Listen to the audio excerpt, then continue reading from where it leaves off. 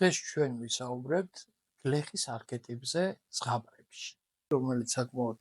გამორჩეულია სხვა არქეტიპებისაგან, მისი მახასიათებლებით, თუ მაგალითად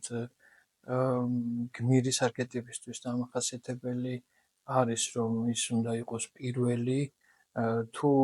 მონარქისათვის დამახასიათებელია, რომ ის მთავარი უნდა იყოს, გლეხის არქეტიპის სწრაფვა მდგომარეობს იმაში, რომ შექმნას სტაბილური, გაწონასწორებული,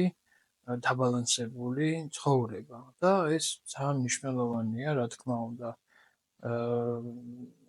გლეხის არქეტიპი თითქოს სრულყოფილებას ავლენს ამ თვალსაზრისით, ის ჰარმონიულ დამოკიდებულებას ავლენს საკუთარ თავთან და სამყაროსთან, ჰარმონიაში ყოფნა მისთვის ასევე წამყვანია და სამყაროსთან ზრუნველობითი დამოკიდებულება გულისხმობს მცენარეულ სამყაროსთან თუ ცხოველურ სამყაროსთან, ასევე მიწასთან ზრუნველობით დამოკიდებულებას, მიწის რესურსების გამოყენებას, ის შრომის მოყვარეა, ახასიათებს მოთმინების ძალიან დიდი სათნოება და უნარი, გამძლეა, აქტიურია, მისი ღირებულებები უკავშირდება ოჯახურ ფასეულობებს, რაც მისთვის გამორჩევით ღირებულია, ოჯახზე ზრუნვა, მოდგმაზე, შთამომავლობაზე, აღორძინებაზე ზრუნვა, მატერიალური კეთილდღეობა, ასევე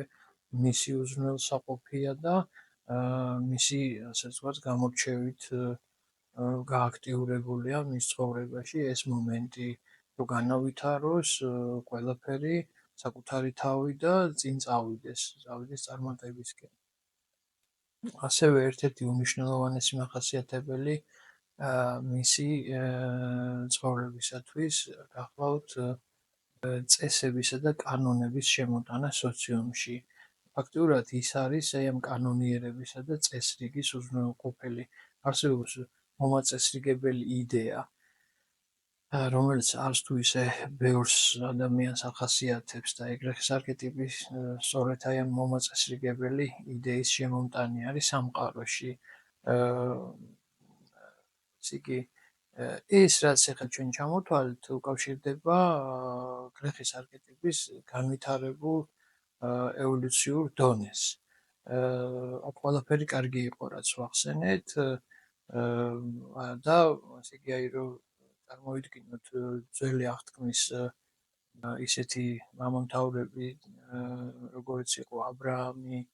იობი, ესენი სწორედ ამ გლეხის არქეტიპის ღირსეული წარმომადგენლები არიან. ასევე მნიშვნელოვანია მისთვის ეს კეთილდღეობითი მდგომარეობა, სიმდიდრის მოპოვება, ოღონდ სულიერად დაბალანსებული აქ ურთიერთობა და იცის როგორ განკარგოს და თვითონ მცირეც მოიხმარს და ძალიან სწორი გონივრული და რაციონალური დამოკიდებულება აქვს ამ სიმდიდრესთან და სიმდიდრის განკარგვასთან. რაც შეეხება დაბალ ევოლუციურ დონეზე, თუ ამას შევეხებით, აქ აბსოლუტურად განსხვავებული მდგომარეობაა. აქ თავს იჩენს ჩრდილოვანი მხარე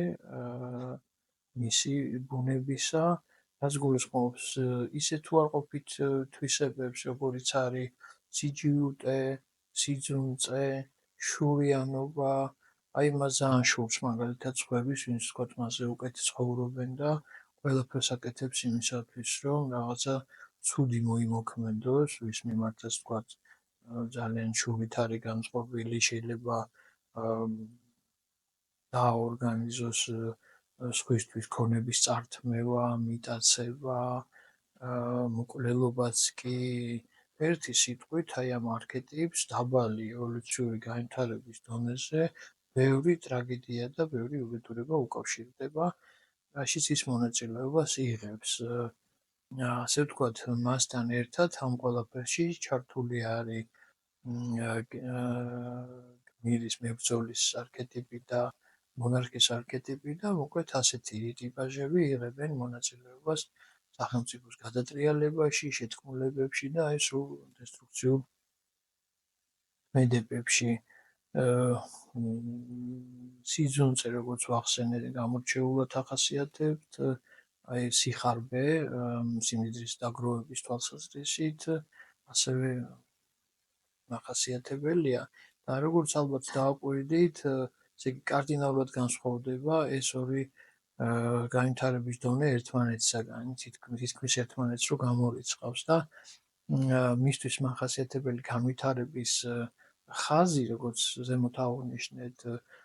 და ზოგადად ყველა ადამიანისთვის მნიშვნელოვანია, რომ კონდეს წინსვლაზე ორიენტირებულობა და განვითარებაზე, რადგან მუდმივად ცვალებადობს ადამიანი და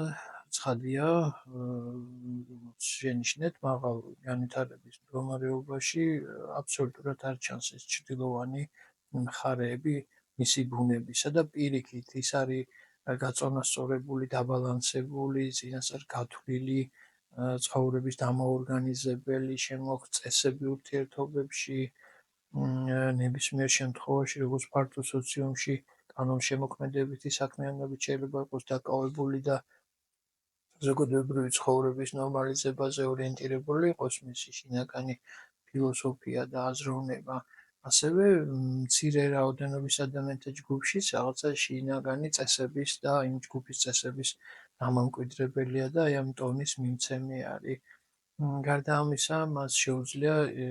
დატკბეს იმ ნებისმიერი მომენტით, რომელიც ცხოვრებას გააჩნია, მოგეხსენებათ ბავშვობის ასაკი, ტკბება იმით, როგორი უხარიათ ბავშვებს, როგორ ეცინებათ მათ და მხიარულობენ და მას შეუძლია რომ დიდი სიხარულით აივსოს ამ დროს, ასევე აქცენტს აკეთებს სიჭაბუკისათვის დამახასიათებელ აქტიურობაზე და ამ ენერგიაზე, რომელიც ამ პერიოდისთვის არის დამახასიათებელი, მოციქული ასაკისთვის დამახასიათებელ სიბრძნეზე და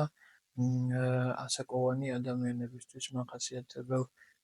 გრძნობიარობაზე და სენტიმენტალურობაზე. ანუ მთლიანად მაქსიმალურად ერთვება და იღებს სიხარულს და სიამოვნებას აი ამ ყველა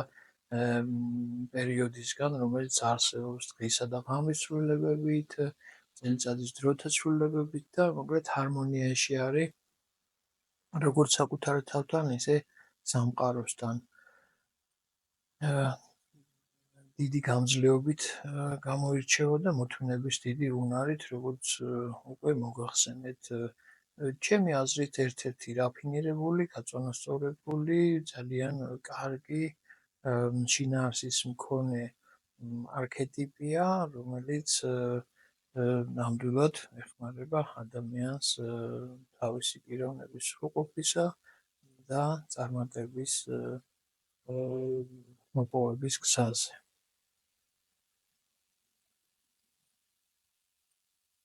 ეს მოგაწოდეთ ინფორმაცია გლეხის არქეტიპის შესახებ, მის თვალყურს ადევნებს ჩვენს არხს, იცის რომ წინა ვიდეოები უკავშირდებოდა მებრძოლის, გმირის არქეტიპსა და მონარქის არქეტიპს და შემდეგ ვიდეოებში დანარჩენ არქეტიპებს შევეხებით, კონკრეტულად შემდეგზე საუბარი გვექნება ვაჭრის არქეტიპზე, რომელიც ასევე ძალიან საინტერესო და უნივერსალურია. ცოდნა არქეტიპების შესახებ ჩვენ ძალიან გვეხმარება იმ წარმოდგენების შექმნაში, რომელიც უმნიშვნელოვანესია ჩვენი ცხოვრების ხარისხის აწევისათვის.